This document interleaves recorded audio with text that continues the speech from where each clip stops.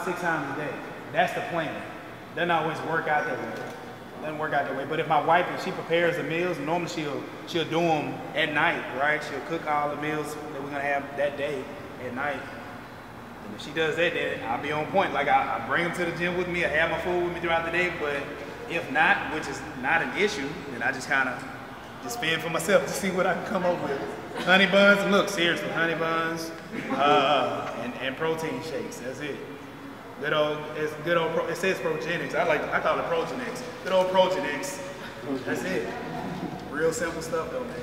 But like krill oil, and I love the whey protein. You know what I mean? Just dude, simple as possible. Whatever they make and send me, that's what I use. Seriously, because I used to do a lot of GNC stuff, like whether it be the muscle milk and like creatine, but it was no point. Like once I got to do a couple training cycles and start trying out some of the Progenics products. So I was like, nah, man, I'm good.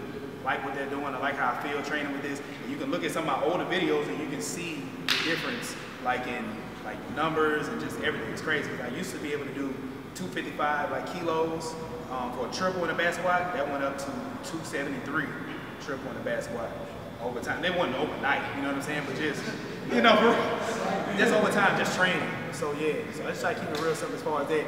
Gummy vitamins, because I like gummy bears, so I got the one-a-day, seriously, one-a-day Vitapraise. They not paying me nothing, but just saying. Just so y'all know, I take some stuff that, whatever I believe in. Vitapraise, I like those. One-a-day gummy vitamins, I love them. Nobody nationally is averaging what you were averaging.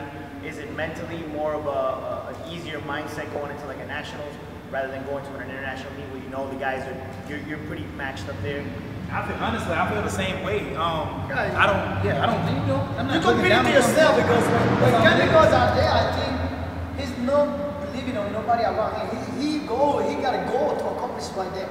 It's very simple. Just like you said, just setting those goals and then just going at them. The mindset that you have to be in, you can only control what you're doing.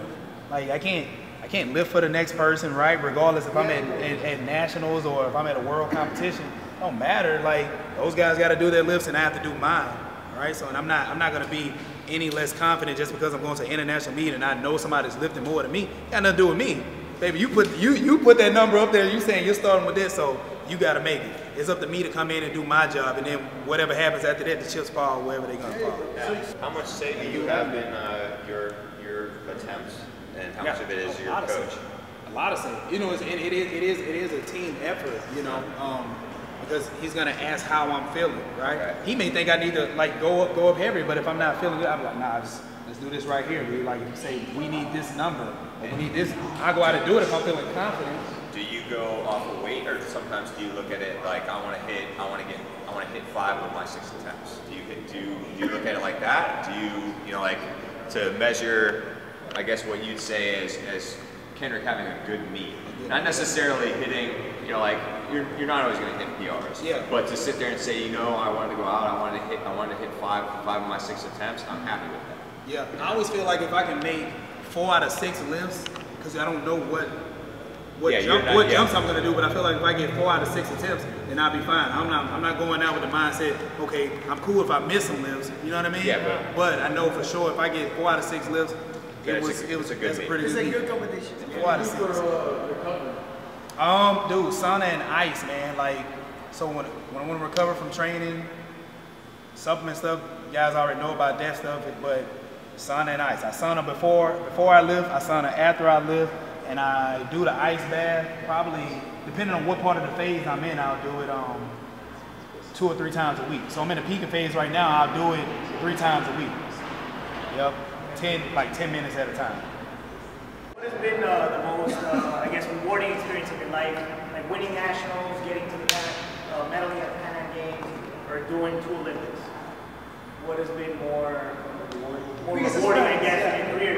As in a professional career, what's more rewarding? Like getting to the Olympic team, winning a medal at the Pan Ams, or just, winning your national teams and national teams? Or speaking to children in school? When I really was thinking about that, I was like, man, it was not a knock. It wasn't any of the accomplishments that I've had. Or, I don't know. I was just thinking about the people. That's all I think about. I just like meeting the different people, man. Just having different friends from different countries. meeting different athletes and like some of the kids and stuff. I don't know. That gets me more fired up. Like, for example, like I have an online coaching program, right? And I met this young lady, I'm gonna say her name is Kaya Cone. Dude, just the sweetest girl ever. And this is what gets me fired up. She did our program for like 6 months, right? And her mom emailed me, you know, she's like, you know, everything's going great, you know, we want to continue it going. But she was like, I feel like I have my little girl back. I was like, man, it just shook me up. I'm like, something I had never met her before, right? So now, like Kaya, she did another 3 or 4 months with us, and she moved to Shreveport.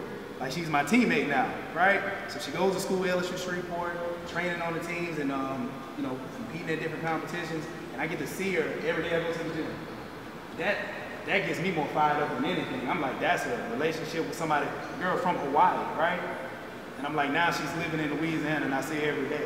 You get to see her train. Like, I don't know. That gets me fired up. So I think winning, you know, nationals and, you know, making Olympic teams, I think it just gives you that platform, or it gives you that opportunity to meet the people. I don't know. That's really what gets me fired up. Think about training and the mindset that you want to have.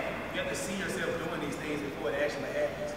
So you got to see it, whatever your dream. So I always say, man, look, speak it, believe it, and do it, right? You got it.